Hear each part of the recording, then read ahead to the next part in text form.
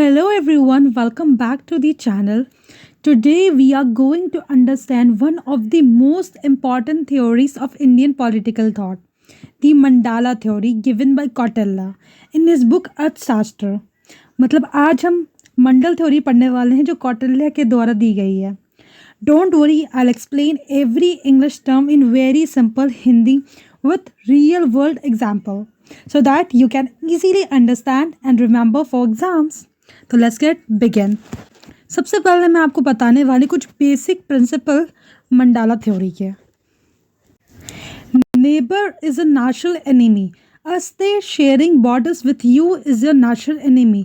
जिस भी स्टेट के साथ आपका बॉर्डर शेयर हो रहा होगा वो आपका नेचुरली एनिमी बन जाएगा।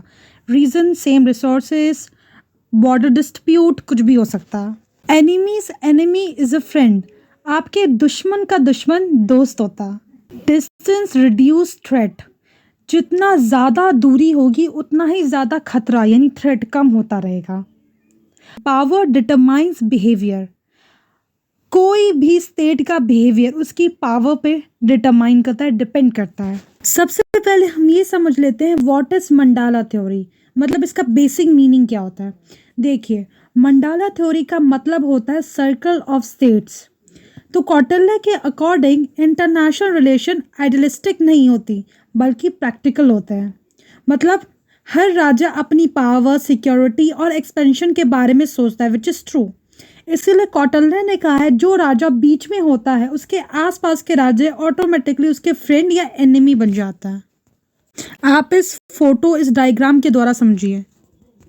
यहाँ पे राजा बीच में है, मतलब कौटिल्य ने क्या कहा है, जो राजा सेंटर में होता है उसके आसपास के जो भी स्टेट्स होते हैं वो ऑटोमेटिकली उसके एनिमी या फ्रेंड्स बन सकते हैं। देखिए, सेंटर ऑफ द सर्कल कौन है? किंग है, जिसे हम विजिगिशु कहते हैं। विजिगिशु का मतलब होता है the king who wants to conquer. मतलब ये मेन किंग होता है जिसका पर्सपेक्टिव से पूरा का पूरा मंडाला बनता है।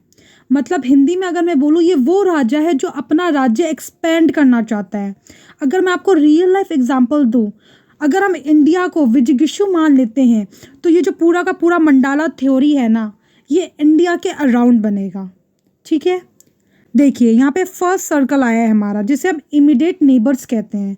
इसमें कौन है? अरी है, जो हमारा दुश्मन है। अरी क्या है? इमीडिएट नेबरिंग स्टेट है कौटिल्य के अकॉर्डिंग, राइट।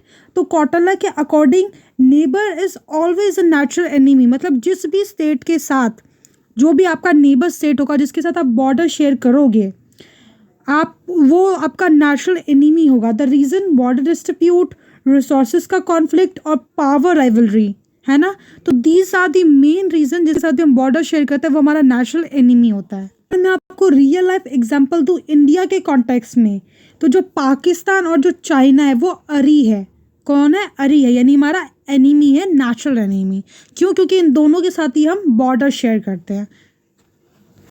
अब आता है मित्र यानी अलाय। मित्र क्या होता है? ये हमारे एनिमी का नेबर होता है। अगर आप ध्यान से देखेंगे तो अरी और जो मित्र है वो आपस में बॉर्डर शेयर कर रहे हैं, यानी ये दोनों आपस में क्या है? दुश्मन है। ठीक है, तो ये क्या है? जो मित्र है वो हमारे एनिमी का क्या है? नेचुरली एनिमी है ना। तो इसीलिए ये किंग का क्या हो जाएगा? ये फ्रेंड हो जाएगा। क्यों? क्योंकि किंग और मित्र आपस में कोई बॉर्डर शेयर नहीं कर रहे, लेकिन अरी जो है वो किंग के साथ भी बॉर्डर शेयर कर रहा है, वो मित्र के साथ भी बॉर्डर शेयर कर रहा है। इसीलिए ये दोनों का ही क्या हो जाएगा? नेचुरल एनिमी बन जाएगा। और अभी मैंने आपको बताया प्रिंसिपल में, दुश्मन का दुश्मन हमारा दोस्त होता है। तो जस्ट बिकॉज मित्र जो है वो अरी का दुश्मन है, इसलिए वो किंग का नेचुरली फ्रेंड बन जाएगा।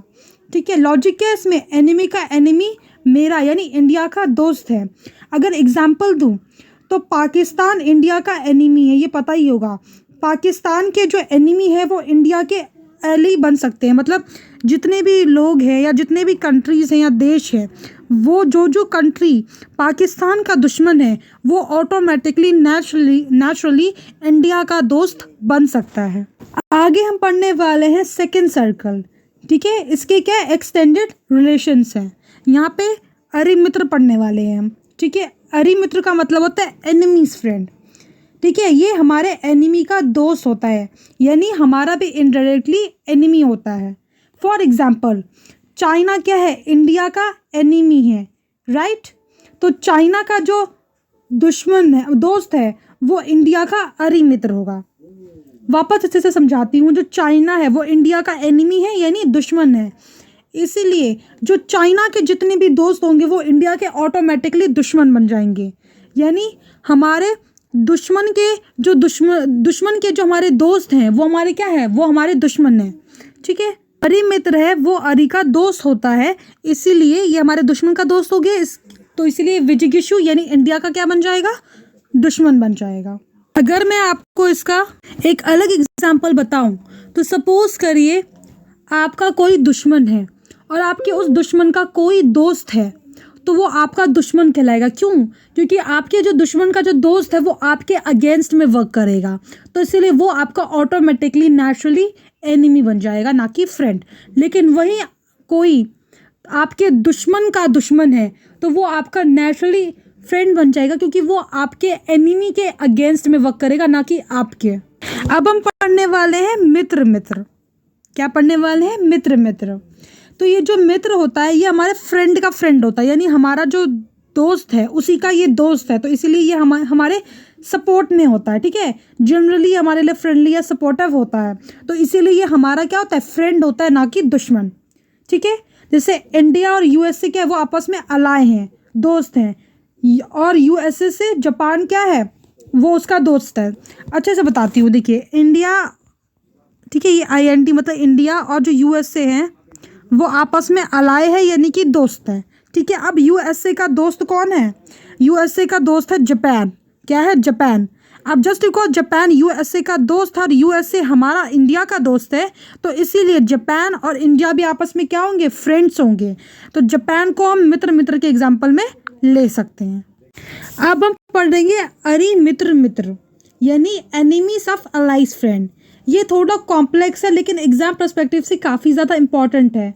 तो देखिए, जो अलाई का फ्रेंड का एनिमी मतलब अरी के दोस्त का दोस्त, और अच्छे से समझाती हूँ। देखिए, ये जो अरी मित्र है ये विजिगिशु का क्या है, दुश्मन है, ठीक है। और ये जो मित्र है ये किसका दुश्मन है, अरी मित्र का। लेकिन ये जो अरी मित्र है ना, ये अरी मित्र का दोस्त है, मतलब अरी मित्र के दोस्त का दोस्त। तो यानी कि बेसिकली ये विजिगिशु का क्या होगा, दुश्मन बन जाएगा automatically. Enemy of allies friend, ठीक है, मतलब अलाई के फ्रेंड का एनिमी, मतलब जो विजिगिशु के दोस्त है। विजिगिशु का दोस्त कौन है, मित्र मित्र विजिगिशु का दोस्त है, तो ये अरी मित्र जो है ये इसका दुश्मन है, ठीक है। मित्र मित्र का अरी मित्र दुश्मन है, इसलिए ये ऑटोमेटिकली विजिगिशु का भी दुश्मन बन जाएगा, ना कि दोस्त। अगर मैं आपको दूसरे पॉइंट ऑफ व्यू से समझाऊं तो आप ऐसा समझ सकते हैं, ये जो ए है यहाँ पे, ये जो ए है ये आप हो यानी विजिगिशु है, और ये जो बी है ये विजिगिशु का दोस्त है यानी आपका फ्रेंड है, और ये जो सी है ये आपके फ्रेंड का फ्रेंड है, ठीक है। तो इस हिसाब से जो ए के जो दोस्त है वो कौन कौन हुए, बी एंड सी हुए, ठीक है। लेकिन जो ये डी है, कौन, ये डी है, ये डी आपका दुश्मन है। क्यों दुश्मन है? क्योंकि ये जो डी है ये सी का दुश्मन है, ये आपका नेचुरली दुश्मन होगा। क्यों? क्योंकि ये डी सी का दुश्मन है, ठीक है। तो इसलिए ये आपका भी दुश्मन होगा क्योंकि आपके अगेंस्ट में वर्क कर सकता है। हम साइड नेबर्स के बारे में पढ़ने वाले हैं जो बैकवर्ड की तरफ होता है, ठीक है। तो सबसे पहले आता है पार्श्वनी ग्रह। आई होप मैं प्रोनाउंस करेक्ट कर रही हूँ। तो पार्श्वनी ग्रह जो होता है वो आपका एनिमी होता है, ठीक है। पार्श्वनी ग्रह पहले तो आपका साइड नेबर है, ठीक है। इसके साथ ना आप डायरेक्टली बॉर्डर शेयर नहीं करते, बट इससे आपका फिर भी खतरा होता है, थ्रेट होता है। फॉर एग्जाम्पल, कोई ऐसा राज्य हो, कोई ऐसा स्टेट हो जो स्ट्रेटेजिक प्रेशर बना सकता हो आपके ऊपर, या फिर प्रॉक्सी कॉन्फ्लिक्ट में इन्वॉल्व हो, तो वो भी आपका दुश्मन ही होगा। तो इसीलिए ये भी विजिगिशु का क्या होता है, दुश्मन होता है। देखिए, पार्श्वनी ग्रह के बाद ना आकरंद आता है जो कि आपका दोस्त होता है, ठीक है। फिर उसके बाद आता है पार्श्वनी ग्रह सार, फिर आता है आकरण सार। लेकिन सबसे पहले मैं क्या करवाने वाली हूँ आपको, पार्श्वनी ग्रह के बाद पार्श्वनी ग्रह सार करवाने वाली हूँ, थोड़ा अच्छे से इजी वे में समझाने के लिए। तो देखिए, अब आता है पार्श्वनी गृह सार। ठीक है, एग्जाम में जब आप लिखोगे तो आप पहले आकरण लिखना उसके बाद। ठीक है, तो पढ़ने वाले पार्श्वनी गृह सार। ये क्या होता है? ये हमारे एनिमी का फ्रेंड होता है, मतलब बेसिकली एनिमी का साइड एले। डायरेक्टली तो नहीं बढ़ाता लेकिन इनडायरेक्टली बहुत ज़्यादा बढ़ा देता है। क्या है? पार्श्वनी गृह सार है जो कि हमारे दुश्मन का दोस्त होता है, इसलिए ये क्या होता है? विजिगीषु का दुश्मन होता है, क्योंकि ये इनडायरेक्टली खतरे को, डेंजर को बढ़ाता है। ठीक है, अब हम पढ़ने वाले हैं आकरण के बारे में। किसके बारे में? आकरण के बारे में। ठीक है, तो आकरण क्या होता है? वो हमारा अलाय होता है, यानी दोस्त होता है, सपोर्ट सिस्टम होता है basically.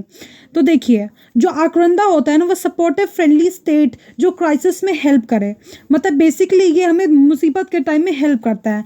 For example military, economic या डेवलपमेटिक सपोर्ट देने वाला राज्य होता है आक्रंदा। तो ये हमारा क्या है? दोस्त है, अलाय है, और हमारे दुश्मन का क्या है? दुश्मन है ये। तो इसीलिए नेचुरली हमारा क्या है? फ्रेंड है, ना कि एनिमी। उसके बाद आता है आकरण सार। क्या आता है? आकरण सार। आकरण सार क्या होता है? ये अलाइज फ्रेंड है, हमारा जो दोस्त है आकरंद, ये उसका क्या है? नेचुरली फ्रेंड है, तो इसलिए ये हमारा भी फ्रेंड होता है। मतलब basically soft support system create करता है ये। फॉर एग्जाम्पल ट्रेड पार्टनर होता है, voting support in international forums, तो उसमें ये काफ़ी ज़्यादा हमें हेल्प करता है। अगर आप एग्जाम में लिखोगे तो आप क्या लिखोगे? एग्जाम में लिखोगे तो कैसे लिखोगे? ये चारों जो है ना, ये यहाँ तक, ये आप एज इट इज सेम लिखोगे, लेकिन जो नीचे का एरिया में थोड़ा सा डिफरेंस आएगा। पहले आप लिखोगे पार्श्वनी गृह, उसके बाद नीचे का जो ये आकरण थे आप ये लिखोगे, फिर आप लिखोगे पार्श्वनी गृह सार, और फिर आप लिखोगे आकरण सार। इस तरीके से कुछ आप एग्जाम में लिखोगे। अब इन सब के अलावा दो स्पेशल स्टेट्स होते हैं। पहला होता है मध्यमा। कौन होता है? मध्यमा। और दूसरा होता है न्यूट्रल स्टेट, जिसे हम उदासीन कहते हैं। जो मध्यमा होता है उसे हम इंग्लिश में बफर स्टेट कहते हैं। ठीक है, जो मध्यमा है ना, वो दो पावरफुल स्टेट के बीच में होता है। ठीक है, जैसे आप नोटिस कर सकते हो, किंग और अरी के बीच में है मध्यमा, यानी बफर स्टेट। इसका रोल क्या होता है? ये बैलेंस ऑफ पावर, मतलब ये पावर को बैलेंस करता है, और वॉर या पीस दोनों में इम्पॉर्टेंट भूमिका निभाता है। मतलब बेसिकली इसका बहुत ही ज़्यादा इम्पॉर्टेंट रोल है। ये किसी भी वॉर को या तो और बढ़ा सकता है या तो उसको संभाल सकता है। फॉर एग्जाम्पल कोल्ड वॉर के टाइम ना कुछ नॉन अलाइन कंट्रीज थी, ठीक है, जो कि मध्यमा यानी बफर स्टेट कहलाई। ठीक है, अब आती है न्यूट्रल स्टेट, जिसे हम उदासीन कहते हैं। न्यूट्रल स्टेट जो होता है ना, ये किसी के भी साइड में ओपनली नहीं होते हैं। बेसिकली अगर मैं आपको न्यूट्रल स्टेट का एग्जांपल बोलूँ तो स्विट्ज़रलैंड होगा, क्योंकि स्विट्ज़रलैंड ने खुद ही अनाउंस किया कि वो न्यूट्रल रहेगा, मतलब वो वॉर के टाइम किसी के भी पक्ष में नहीं होगा। तो इसीलिए जो भी कंट्रीज़ वॉर में इन्वॉल्व्ड है वो न्यूट्रल कंट्रीज़ की टेरिटरी को यूज़ कर सकती है। क्या कर सकती है? न्यूट्रल कंट्री की टेरिटरी को यूज़ कर सकती है। अगर मैं आपको शॉर्टकट में की पॉइंट्स बताऊँ एग्जाम के लिए, तो इंटरनेशनल पॉलिटिक्स होती है वो रियलिस्टिक होती है, ना कि मॉरल। ठीक है, जो नेबर होते हैं वो हमारे नेचुरली एनिमी होते हैं, जो हमारे एनिमी से एनिमी होते हैं वो फ्रेंड होते हैं, यानी दुश्मन का दुश्मन हमारा दोस्त होगा। जो अलायंसेस होती है वो टेम्पररी होती है और इंटरेस्ट के ऊपर बेस होती है। पावर, सिक्योरिटी, एक्सपेंशन, ये सब सेंट्रल गोल्स होता है। अगर मैं आपको मॉडर्न रिलेवेंस बताऊं, जो कि बहुत ही इंपॉर्टेंट है और एग्जाम में आता भी है, तो जो मंडाला थ्योरी है is still relevant in modern geopolitics. आज के टाइम में भी ये रिलेवेंट है। मैंने आपको जो बताए हैं रियल वर्ल्ड एग्जाम्पल, उससे आपको पता चलेगा कि आज के टाइम में भी है relevant. China, Pakistan, Afghanistan, Russia, ये सब चीज़ें आपस में रिलेवेंट है। ठीक है, कोल्ड वॉर अलायंसेस है लाइक इंडिया, चाइना, पाकिस्तान, इनका खुद का एक ट्रायंगल बना हुआ है, राइट। नाटो एंड जितने भी काउंटर अलायंसेस हैं, ये सब है आज के टाइम में रिलेवेंट है। अगर मैं कंक्लूजन बोलूं तो Kautilya was far ahead of his time. His mandala theory resembles modern realistic theory of international relations. मतलब कॉटरले अपने टाइम में बहुत ही ज़्यादा आगे थे। उनकी जो ये मंडाला थ्योरी है ना, आज के टाइम में भी रिलेवेंट है।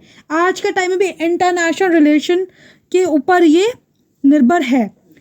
So this was the mandala theory explain step by step using this diagram.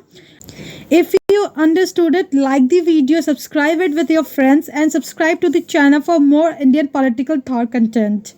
Thanks for watching and I hope video पसंद आया हो तो प्लीज़ लाइक शेयर सब्सक्राइब ज़रूर कर देना और अपने फ्रेंड्स एंड फैमिली के साथ ज़रूर शेयर करना। और आगे अगर ऐसी वीडियोस और देखनी है तो कमेंट करके ज़रूर बताना।